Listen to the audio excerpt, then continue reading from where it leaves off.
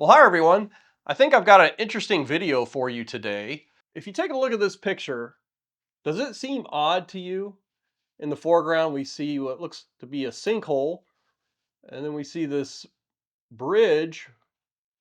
A lot of masonry looks like it's crumbled and fallen to the ground.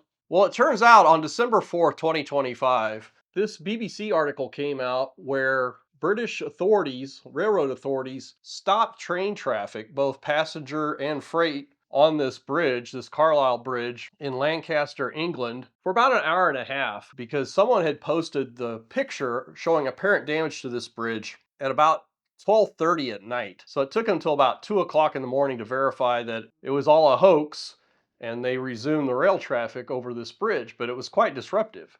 And we quote from this BBC article, and by the way, the links to these sources are in the description to this video. It says trains were halted after a suspected AI generated picture that seemed to show major damage to a bridge appeared on social media following an earthquake. And I'll come back to provide more details about this earthquake, but it was a very minor one. Struck on Wednesday night, about 11:30 at night, was felt across Lancashire and the Southern Lake District. Network Rail said it was made aware of the image, which appeared to show major damage to the Carlisle Bridge in Lancaster at 12:30 at night, and stopped all rail service across the bridge while safety inspections were carried out. A BBC journalist ran the image through an AI chatbot, which identified key spots that may have been manipulated. So apparently, the BBC journalist was skeptical about the veracity of that image. I'm sure that the rail authorities suspected it was a hoax, but I'll go through the available information and try and reconstruct what their possible rationale may have been here. I do think they did the right thing being cautious. They couldn't just say, it's fake. I'm not even send somebody out there to verify it. But it was quite disruptive. This article goes on to say the British Transport Police said it was made aware of the situation, but there was no ongoing investigation into the incident. Network Rail said 32 services, including passenger and freight trains, were delayed because of hoax. Let's go back to this bridge as it normally appears. You can see this photo that the bridge appears to be quite old. The fascia consists of these masonry blocks. And again, the fake image, I don't know what would cause a sinkhole. It would have to be a rather large earthquake. So one of the first things I'm suspicious about is this apparent sinkhole in the foreground. Also, the image of the bridge itself just seems kind of fuzzy. The detail is just off on it. So let's look at some more details associated with this bridge. The Carlisle Bridge is a railway bridge over the River Lune in Lancaster, northwest England. It carries the West Coast Main Line. There's 320-foot spans, and the bridge was originally constructed between 1844 and 1846 and opened in 1847. So nearly 180 years ago. Apparently, this bridge had some reconstruction done in the 1960s as part of British Rail's modernization program. It shows you the location of Lancaster. Here's an aerial image of the bridge crossing the Lune River. So, as I mentioned, it was this minor earthquake that prompted this hoax, apparently, to be posted, this hoax image of damage to the bridge. But according to Irish National Seismic Network, is a magnitude 3.2 earthquake. And that's something that you would just barely feel if you were in the area. It wouldn't be something that would necessarily, in my mind, create risk to any building or other structure like a bridge.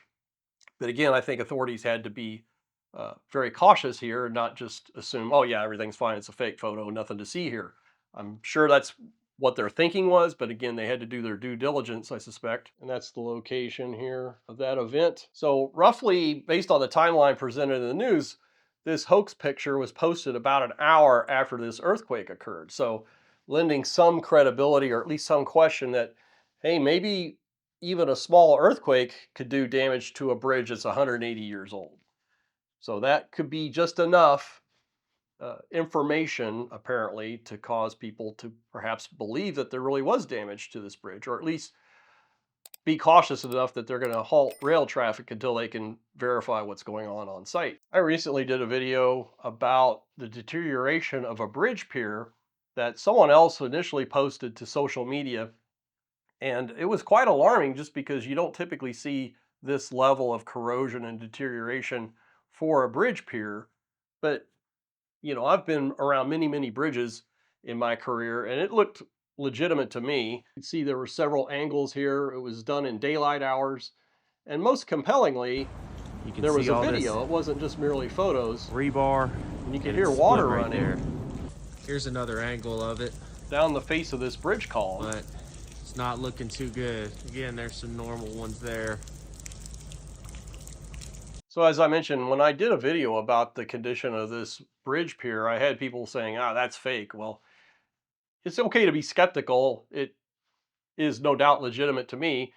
It's much harder to fake a video than it is to fake a photo at this time, but we all know where AI videos are headed. It's going to be very difficult in the near future to distinguish what may be real versus what may be fake.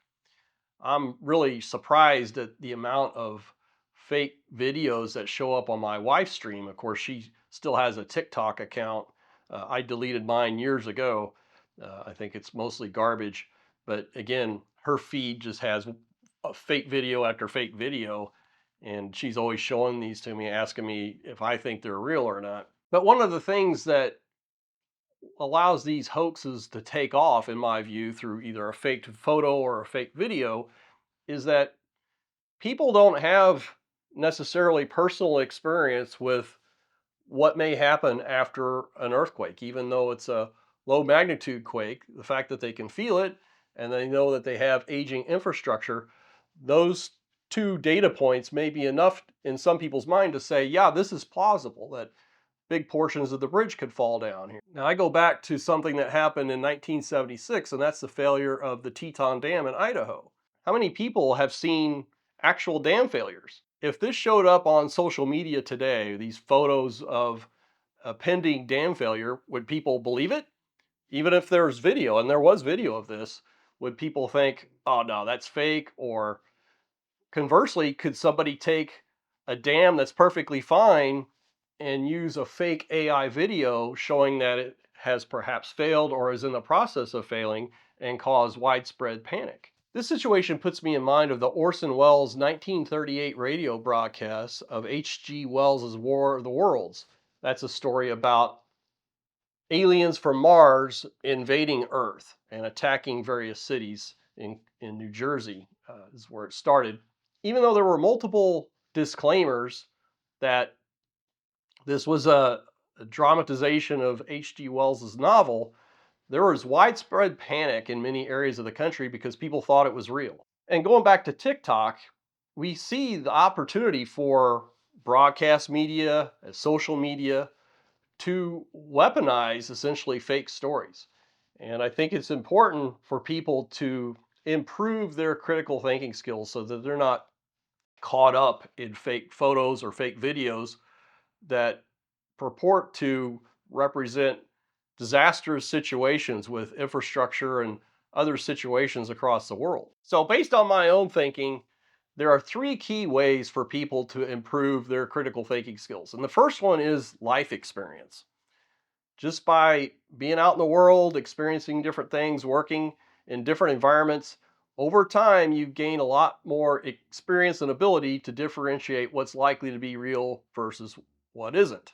Another thing that could benefit a person in terms of improving their critical thinking skills, and that is to have training in trades or other technical fields. Certainly, my training as an engineer put me on the path to improving my critical thinking skills throughout my lifetime. I also think people in the trades, people who work with their hands and solve problems in real time, are very good at knowing inherently what's likely to be real versus what isn't. And the third thing I think that would help people improve their critical thinking skills is to get more practice in reading and writing. I started reading classics in areas of philosophy and history and just a wide variety of novels here lately, and it's been really enriching.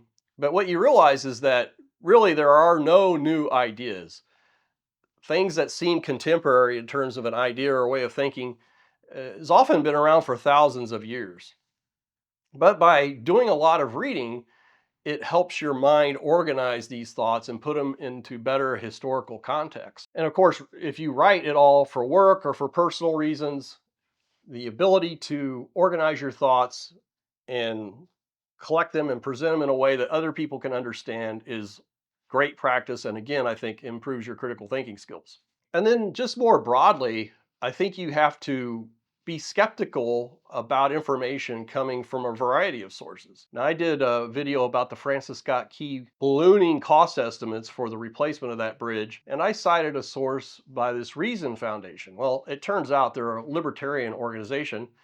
I'm not a libertarian, but I think there are a lot of great ideas that the libertarians espouse. But there were people in the comments saying, I'm not going to listen to these people. They're libertarians. They're not really practical or realistic about what it takes to govern a complex society. Well, again, my view is rather than excluding whole sources of information, I would like to take it in and essentially pick and choose what I think is reasonable and what's not. And certainly it's important to do that with the broadcast media. I think the broadcast media is in general terribly biased one way or the other. They don't have technical orientation for the most part. I'm appalled when broadcast media covers something of a technical nature. They just don't get it right, or they miss key facts, or they don't understand the big picture in most cases. But I'll take their stories as a jumping off point that, hey, this may have happened in this location. Let's look into it some more and apply my own thinking to the situation. So, again, I think this story in England is very interesting. I think it's a cautionary tale. I think stories like this very much could be weaponized. So, people have to be careful out there. So, with that, I want to send a shout out to those of you who've contributed to Buy Me a Coffee. That's one of the better ways to support this channel. I also want to thank the channel members who typically get to preview these videos a few days in advance of them going public. And I also want to thank those of you who've contributed to Super Thanks and provide comments to these videos. So stay tuned. I've got more interesting topics coming up.